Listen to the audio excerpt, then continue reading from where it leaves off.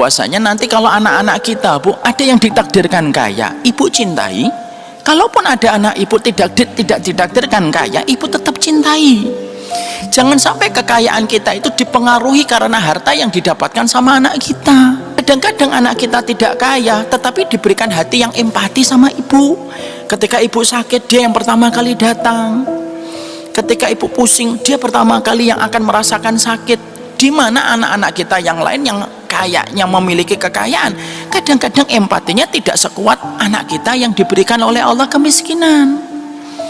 Semua itu pasti membawa keistimewaan. Kenapa saya ingin untuk menyampaikan ini? Karena masih banyak ibu-ibu yang terkadang membedakan cinta kasihnya kepada anak hanya karena kekayaan dan kemiskinan anaknya.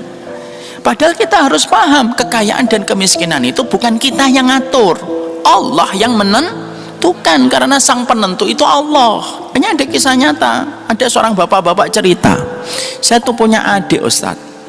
Adik saya ini qadarullah tidak selapang hartanya sebagaimana saya. Dia tinggal bersama orang tua saya di satu kota kecil. Ketika saya mendapati usahanya sering gagal, saya ngajak, ayolah pergi ke Jakarta. Kesempatan di Jakarta lebih lapang, supaya kamu lebih lapang ketika mendapatkan rezeki. Tapi adik saya menolak, endaklah bang, udahlah cukup, nggak apa-apa. Yang penting saya dekat dengan ibu. Akhirnya ketika ibu saya sakit, saya baru menyadari kekurangan dan kesalahan saya. Ternyata adik yang sering saya hina dengan kemiskinannya, ketika ibu sakit, yang pertama kali paling tulus, tidak pernah meminta pamrih ketika berbakti kepada ibu adalah adik saya. Sampai ibu saya kalau ada apa-apa selalu ngomong dulu sama adik saya. Barulah saya menyadari kekayaan saya ternyata belum bisa menjamin saya bisa mendapatkan hati ibu saya. Kadang-kadang begitu, Bu.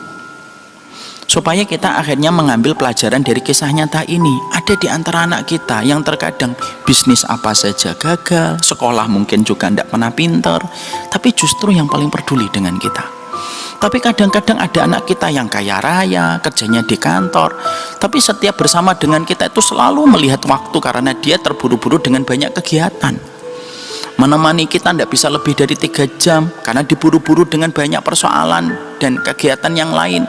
Padahal kadang-kadang anak kita yang terkadang miskin setia nungguin kita dari pagi sampai malam tanpa pamrih, ketika dia menempatkan ibunya itu menjadi nomor 1 dalam kehidupan. Kita itu tidak pernah tahu. Makanya disitulah kita paham, yang membagi kekayaan dan kemiskinan itu adalah Allah. Kalau ada